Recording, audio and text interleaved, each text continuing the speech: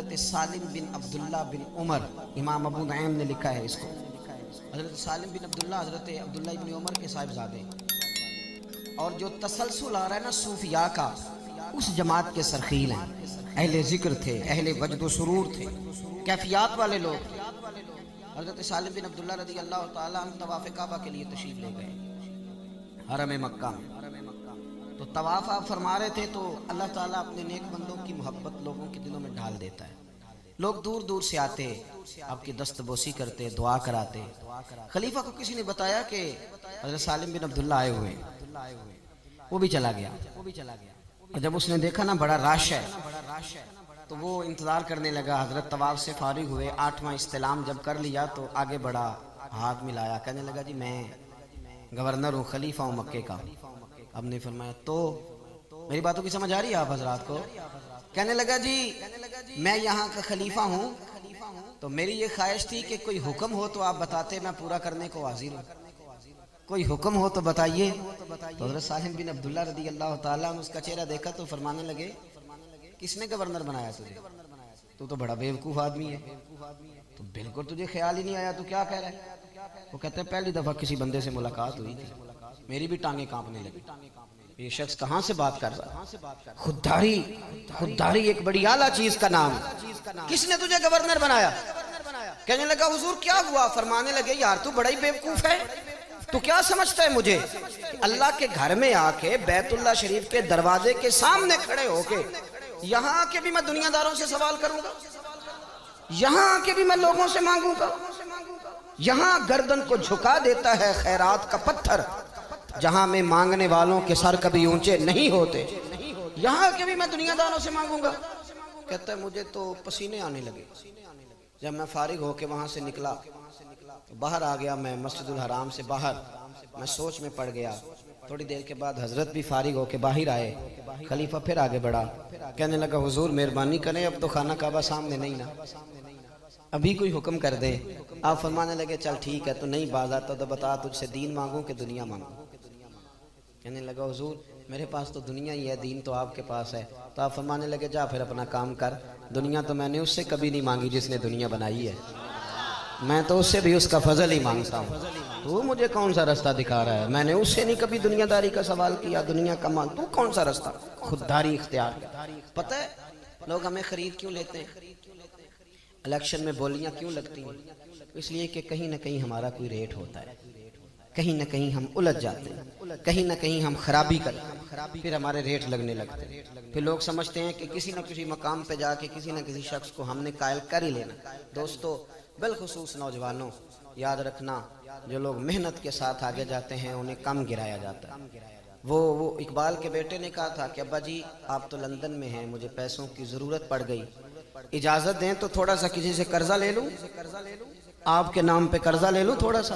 تو اقبال نے وہاں نظم لکھ کے بھیج دی جاوید کے نام، کہنے لگے دیار عشق میں اپنا مقام، اچھا گمان اپنی زندگی میں، آپ سوچ لیں کہ لوگ اچھے ہیں، پھر یقین کریں آپ کو بڑا مزہ آئے، آپ کو زندگی میں بڑے بڑے میٹھے لوگ ملیں گے، با مروت لوگ ملیں گے، با وفا لوگ ملیں گے۔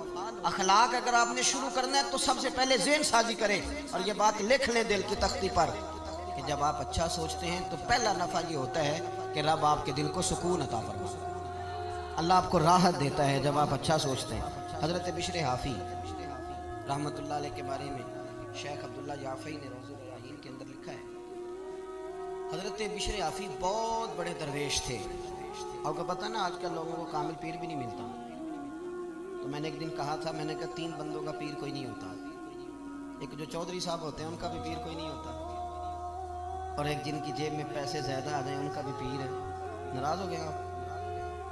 اور تیسرا جو آدمی کو 4 ڈگریاں لے لینا، چاہے سیپلیوں میں بھی یہ کر لے، اس کا بھی پیر کوئی نہیں ہوتا، اس کا بھی تھرمامیٹر تگڑا ہو جاتا ہے۔ وہ درس نظامی کے عالم سے آ کے پوچھتا ہے آپ کی تعلیم کتنی ہے؟ وہ کہتے ہیں جی میں نے درس نظامی، نہیں وہ تو ٹھیک ہے تعلیم کتنی ہے؟ تو نے تو 3 سیپلیوں میں بھی یہ کیا ہے۔ اللہ کے فضل سے مدارس اسلامیہ کے چوتھے سال کا بچہ وہ کسی ماسٹر ڈگری والے کو قریب پھٹکنے نہیں دیتا۔ کیا سمجھتے ہیں ٹسٹ تے پکھڑا کوار گندل اسی اور بھی بوٹیاں جاننے ہیں؟ یہ تو ہم نے بچوں کو سمجھایا ہوا ہے کہ آپ کی زبان سے میٹھے جملے ہی اچھے لگیں گے۔ آپ میری بات پر توجہ کریں۔ حضرت بشر حافی بہت بڑے شیخ تھے، امام احمد بن حنبل جیسے لوگ ان کی عزت کرتے، توقیر کرتے، اکرام کرتے، ان کی محفل نور کی حاضری دیتے، لیکن سارا بغداد قدر کرتا۔ ایک تاجر تھا بغداد کا، وہ کہتا مجھے نہیں بابا اچھا لگتا جی۔ وہ آپ کو کیوں نہیں اچھے لگتے؟ کہنے لگے وہ جمعے والے دن نا جماعت کے ساتھ نماز پڑھتے ہیں پر باقی نماز پڑھتے نہیں اور گھر چلے جاتے ہیں، لو کر لو بات۔ بہت سارے لوگوں کو شکوہ ہوتا ہے کہ ہمارا امام جو ہے وہ عصر کی سنتیں پہلی نہیں پڑھتا اور عشاء کی پہلی سنتیں نہیں پڑھتا۔ تو میں کہتا ہوں جس چیز کو رب رسول نے فرض نہیں کیا آپ کیوں کرتے؟ پڑھنی چاہیے انہیں، خیر کی بات یہی ہے، عمدہ بات یہی ہے۔ اور اتنی زیادہ تنقید، اتنی زیادہ، اور سارے فیصلے دوسروں کے لیے کر لیے، نیک ہونے کے لیے۔ وہ کہتے ہیں کہ وہ بابا جی نا فرض پڑھتے تھے جماعت کے ساتھ تو باقی نماز جماعت کے ساتھ نہیں پڑھا کرتے تھے، چلے جاتے تھے تو مجھے اچھے نہیں لگتے تھے۔ لوگوں نے مجھے سمجھایا کہ اللہ کا نیک بندہ ہے، بڑے بڑے علماء اور ذی شعور لوگ قدر کرتے ہیں اور آپ کا یہ حال ہے۔ کہتا ہے میں نے ایک دن سوچا کہ میں پتہ تو کروں بابا جاتا کہاں ہے ویسے جمعے والے دن، اتنی جلدی کاہے کی؟ کہتے ہیں میں نے ان کے ساتھ نماز جمعے کی ادا کی ایک ہی صف میں۔ حضرت بشر حافی سلام پھیرا، دعا بھی نہ مانگی اور اٹھ کے نکل گئے۔ کہتے ہیں جب وہ چلے تو میں بھی پیچھے چلا، ایک نان بائی کی دکان پہ پہنچے تو چند نان خریدے۔ میں نے کہا خو پیر صاحب کو بھوک نے ستایا تھا، وہ تو روٹی کی خاطر سنت اور نوافل چھوڑ دی۔ پھر وہ آگے بڑھے اور ایک ہوٹل سے انہوں نے کباب خریدے۔ میں نے کہا خو دیکھو ان کی عمر دیکھو اور ان کے ذائقے دیکھو۔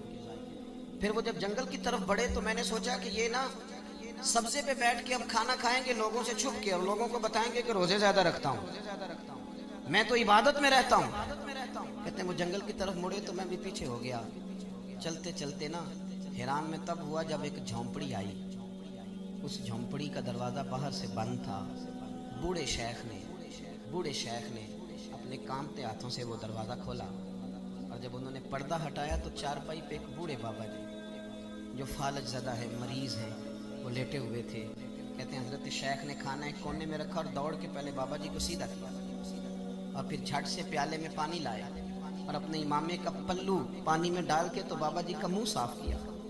بابا جی کو بٹھا کر کے نا تو پہلا لقمہ توڑ کے ان کے منہ میں ڈالا۔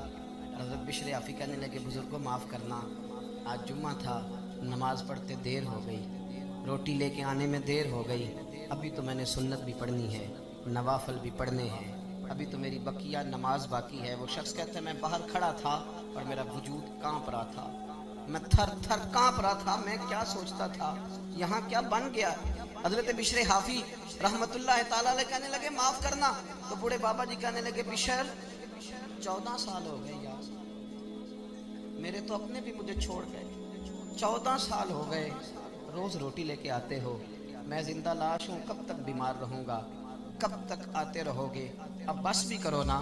تو حضرت بشر حافی نے بابا جی کی آنکھوں سے آنسو پونچھے اور دوسرا نوالا منہ میں دے کے فرمانے لگے بابا جی بس بس، آج کے بعد یہ بات نہ کرنا، یہ جو سارا شہر میری قدر کرتا ہے اور میں ننگے پاؤں بغداد کی گلیوں میں چلتا ہوں تو جانور بھی گوبر نہیں کرتے، تو یہ میرے نفلوں اور چلوں کی وجہ سے نہیں ہے، میں آپ کی خدمت کرتا ہوں تو رب نے مخلوق کے دلوں میں میری محبت پیدا فرما دی۔ بات کو سمجھے میرے بھائی، وہ کہتے ہیں میں جس کو ان کی غلطی سمجھتا تھا نا وہ ان کی سب سے بڑی خوبی نکل آئی۔ اور میاں کچھ تو مجبوریاں رہی ہوں گی، یوں ہی کوئی بے وفا نہیں ہوتا، کچھ تو مجبوریاں رہی ہوں گی، یوں ہی کوئی ہم نے تو ہر شخص کے بارے، آپ یقین کریں ہر شخص کے بارے جس کی بھی بات چھیڑے نا، جس کی بھی لوگ کوئی نہ کوئی کہانی سنا دیتے، کہتے ہیں آپ کو نہیں پتا میں بتاتا ہوں، بھئی بس کریں۔ نبی پاک صلی اللہ علیہ وسلم نے فرمایا لوگوں کی جاسوسی نہ کرو ورنہ تم انہیں خراب کر دو گے، اچھا گمان پیدا کریں، زندگی اچھی سوچوں کو فروغ دیں، اور اگر کوئی کسی کے بارے میں بات کرنے لگے تو اسے تھوڑی دیر کے لیے روکیں، اس لیے کہ حضور صلی اللہ علیہ وسلم نے فرمایا اگر تم نے کسی کو اس جگہ رسوا کیا جہاں اس کی عزت کی جا رہی تھی تو تمہیں بھی رب اس جگہ رسوا کر دے گا جہاں تمہاری عزت کی جاتی ہے۔ تو پہلی بات یہ کہ اچھا سوچیں، ہمیشہ اچھا گمان کریں، اچھا لب و لہجہ اختیار کریں۔ اور میں مذہبی تنظیموں کے کارکنوں سے اکثر گزارش کرتا رہتا ہوں خدا را دوسرے کو بھی ماننا سیکھیں، دوسرے کو بھی برداشت کرنا سیکھیں۔ اگر آپ یہ کہہ دیں گے کہ میں ٹھیک ہوں اور میری جماعت کا لیڈر ٹھیک ہے اور باقی سارے غلط ہیں، تو اللہ کے رسول صلی اللہ علیہ وسلم نے تو فرمایا میری امت کبھی گمراہی پہ جمع ہی نہیں ہوگی، تو آپ نے اتنے لوگ گمراہ کر دیے، نے سوچا ہی نہیں۔ تھوڑا برداشت، تھوڑا اپنے اندر حوصلہ، تھوڑا اچھا پن، تھوڑی اچھی سوچیں۔ دوسری بات جس اخلاق کی آج بڑی زیادہ ضرورت ہے، بڑی زیادہ، وہ یہ ہے کہ خودداری اور عزت نفس پیدا کرے۔ ہمارے ہاں نا مفت خوروں کی لائنیں لمبی ہوتی جا رہی ہیں، فارغ بیٹھنے والوں کا مزاج بڑھتا چلا جا رہا ہے، دوسروں کے پیسوں پہ کاروبار کرنا ہے، دوسروں کے پیسوں پہ زندہ رہنا ہے، یہ مزاج بنتا جا رہا ہے۔ چندہ لینے والی جماعتیں اتنی زیادہ ہو گئیں، ٹیمیں اتنی زیادہ ہو گئیں کہ بہت سارے لوگ اب ویسے ہی اس بات سے نالاں ہیں، وہ ہر لینے والے کو اداکار اور فنکار سمجھتے ہیں۔ ملت کے جوان فارغ گھومتے ہیں، ہر وقت سوچتے ہیں کہ اگر میرا برطانیہ والا ماموں مہربان ہو جائے تو پھر میرا کام بن جائے گا، اگر امریکہ والی پھپھو کبھی راضی ہو جائے نا پھر میں سہارے ڈھونڈتے ہیں۔ قرآن مجید نے اصحاب صفا کی تعریف کی، یہ کہا کہ وہ بڑے غریب لوگ تھے، لیکن فرمایا لا یسألون الناس الحافا، وہ کبھی بھی لپٹ لپٹ کر سوال نہیں کرتے، اپنی خودداری کو بچا کے رکھتے، بچا کے۔ حضرت حکیم بن حزام رضی اللہ تعالیٰ عنہ فرماتے ہیں میں نبی پاک صلی اللہ علیہ وسلم کی خدمت میں حاضر تھا اور ہم 8-9 صحابہ حاضر تھے۔ حضور نے فرمایا میرے ہاتھ پہ بیعت کرے۔ یا رسول اللہ صلی اللہ علیہ وسلم ہم تو بیعت کر چکے۔ حضور نے پھر فرمایا بیعت کرو۔ حضور ہم تو بیعت کر چکے۔ تیسری دفعہ فرمایا بیعت کرو۔ یا رسول اللہ کس بات پر؟ فرمایا میرے ہاتھ پر بیعت کرو، کسی دنیا دار سے سوال نہیں کرو، کسی سیٹھ نواب سے سوال، ہاں اپنی مٹی پہ چلنے کا سلیقہ سیکھو، کسی کے سنگ مرمر پہ چلو گے تو پھسل جاؤ گے، چھوڑیں ہاتھ پھیلانا، چھوڑیں۔ ہر وقت انسان یہی سوچتا رہے کہ فلاں سیٹھ راضی ہو گیا تو کام بن گیا، جھوٹ بولنا، خوشامدیں کرنا، دنیا داری کرنا، اس چکر سے باہر آئیں۔ جب کہ میرے نام پہ چندہ مانگنے نکلے گا کہ میاں عصمت صاحب آپ نے مولانا صاحب بلائے ہیں تو سنا ہے کہ آپ کو 40,000 روپیہ بھی دینا ہے، اور اس نام پہ جب چندہ اکٹھا ہوگا تو میری بات کا کوئی خاک اثر لے گا؟ وہ کہے گا حضرت تو کام لگے ہوئے ہیں، تو کاروبار کے لیے نکلے ہوئے ہیں معاذ اللہ۔ خدا ہر چیز کے اندر تھوڑا خودداری کا فعل، تھوڑا عزت نفس کا خیال کر۔ دنیا میں امیر آدمی کون ہوتا ہے؟ جو زیادہ مالدار ہو؟